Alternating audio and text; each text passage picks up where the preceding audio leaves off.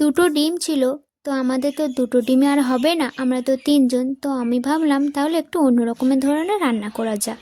তো ডিম দুটো ভেঙে কড়াতে তো দিয়ে দিয়েছি, আর প্রেসারে ভাত বসিয়ে দিয়েছি। এখানে পেঁয়াজ, টমেটো আর আদা রসুন কেটে নিয়েছি।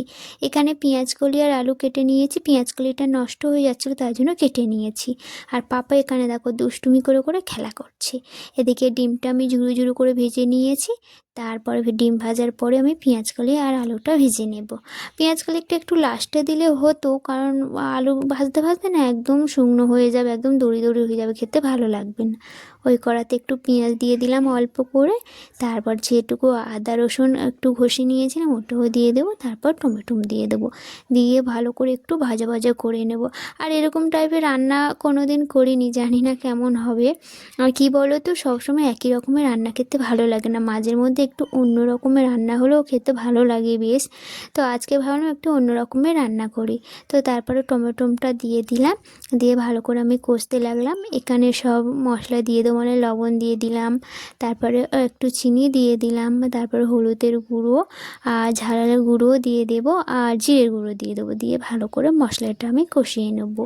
আর যেহেতু আমরা দুজন আর ছোটো একটা বাচ্চা কইটুকুনি খাবে, তাই অল্প করেই রান্না করব। আর পাপা তখন খেতে চায় না, এত দুষ্টুমি হয়ে গেছে। যেখান দিয়ে স্কুল বন্ধ, তো সেখান দিয়ে সব কিছু ওর বন্ধ, পড়াশুনো বন্ধ, খাওয়াও বন্ধ, শুধু খেলা আর খেলা, খেলায় একদম ব্যস্ত। তো তারপরে এটা আমি ভালো করে মশলাটা কষিয়ে নেওয়ার পর পেঁয়াজকলি আর আলুটা দিয়ে দিলাম, ভাজা করে রেখে দিয়েছিলাম। আর এদিকে প্রেসারে সিটিও মেরে দিয়েছে, তরকারিটা আমার প্রায় হয়ে এসছে। ডিমটা দিয়ে গরম মশলাটা দিয়ে একটু ফুটিয়ে লাবিয়ে নিলেই আমার তরকারি হয়ে যাবে। আমি এখানে ডিম ভাজাটা দিয়ে দিলাম, ঝুড়ো ঝুড়ো করে ভেজে রেখেছিলাম। আমি সত্যি কী বলবো, খেতে খুব ভালো হয়েছে, কিন্তু একটু ঝোল ঝোল থাকলে ভালো হতো, একদম শুকনো শুকনো হয়ে গেছিলো।